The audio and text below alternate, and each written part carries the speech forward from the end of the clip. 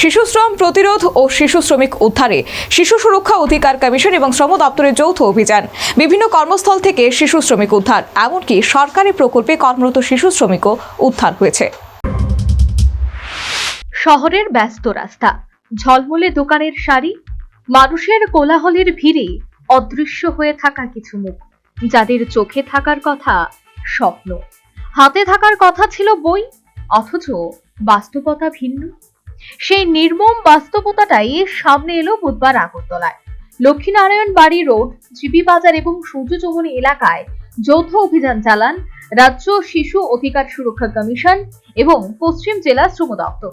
দোকানপাট, অন্যান্য কর্মক্ষেত্র, এমনকি সরকারি প্রকল্পে কাজের সঙ্গে যুক্ত শিশুদের উদ্ধার করা হলো। জিবি বাজার এলাকা থেকে উদ্ধার করা হয় 3 জন অপ্রাপ্তবয়স্ক শিশুকে। তাদের চোখে ছিল ভয়, মুখে ছিল ক্লান্তির ছাপ। খেলনার বদলে কাজের সরঞ্জাম, শৈশবের বদলে দায়িত্বের বোঝা। 26শে জানুয়ারি থেকে শুরু হওয়া এই অভিযান আগামী 31শে জানুয়ারি পর্যন্ত সারা ভারত জুড়ে চলবে। তারই অঙ্গ হিসেবে ত্রিপুরা রাজ্যেও 6 দিন ব্যাপী একযোগে শিশু শ্রম বিরোধী অভিযান চলছে। রাজ্যের বিভিন্ন বাজার, দোকান, হোটেল, কারখানা এবং অন্যান্য কর্মক্ষেত্র থেকে শিশু শ্রমিকদের চিহ্নিত করে উদ্ধার করা হবে।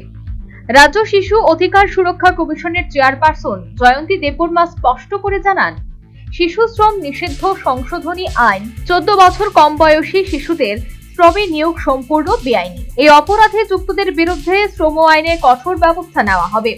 জরিমানা ও কারাদণ্ড উভয় শাস্তিরই বিধান রয়েছে।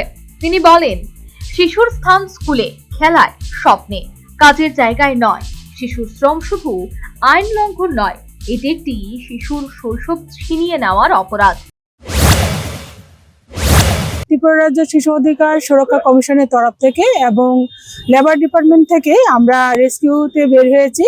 যাদের বয়স 14 বছর হয়নি বা আরো এর নিচে 18 বছরের নিচে, তাদের যারা শিশু শ্রমিক হিসেবে বিভিন্ন দোকানে বা বিভিন্ন মেকানিকের দোকানে আছে, তাদেরকে রেস্কিউ করার জন্য আমরা বের হয়েছি আজকে। এবং সারা ত্রিপুরা ব্যাপী আজকে থেকে এই রেস্কিউ আমরা বের হয়েছি এবং আজকের থেকে বিভিন্ন জায়গাতে, যে কোনো জায়গাতেই হোক, সেটা ওষুধের দোকান থেকে আরম্ভ করে বিভিন্ন হোটেল, রেস্তোরাঁ, যেখানে আমরা চাইল্ড লেবার পাই, সেখানে আমরা বাচ্চাকে রেস্কিউ করছি। কারণ আমরা সবাই জানি যে শিশুরা হলো আমাদের আগামী দিনের ভবিষ্যৎ এবং সরকার বিভিন্নভাবে তাদেরকে সহযোগিতা করার জন্য বিভিন্ন স্কিম তৈরি করেছে এবং বাচ্চাদের ফ্রিভাবে পড়াশোনা করানোর জন্য সব রকম ব্যবস্থা নেওয়া হচ্ছে।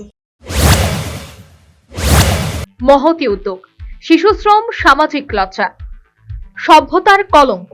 কিন্তু সরকারিভাবে 6 দিন ব্যাপী বিশেষ অভিযান পর্যন্ত কি এই কর্মসূচি সীমাবদ্ধ থাকবে, নাকি মানবিক দায়িত্ববোধ থেকে শিশু সুরক্ষা অধিকার কমিশন, সর্বোপরি শ্রম দপ্তর নির্দিষ্ট কোনো শ্রমের গণ্ডিতে আবদ্ধ না থেকে শিশু শ্রম প্রতিরোধে তাদের প্রয়াস অবিরাম জারি রাখবে?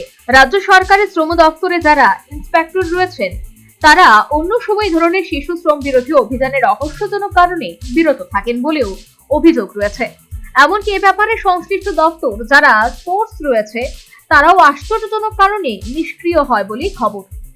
তাই এই মুহূর্তে যে বিষয়টি অধিক তাৎপর্যপূর্ণ তা হলো, এই ধরনের ধারাবাহিক অভিযান নির্দিষ্ট সময়সীমার পর এই ধরনের অভিযান কি আর কোনোদিন হবে?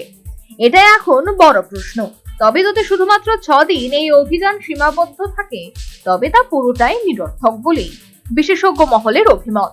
Bureau report, news vanguard.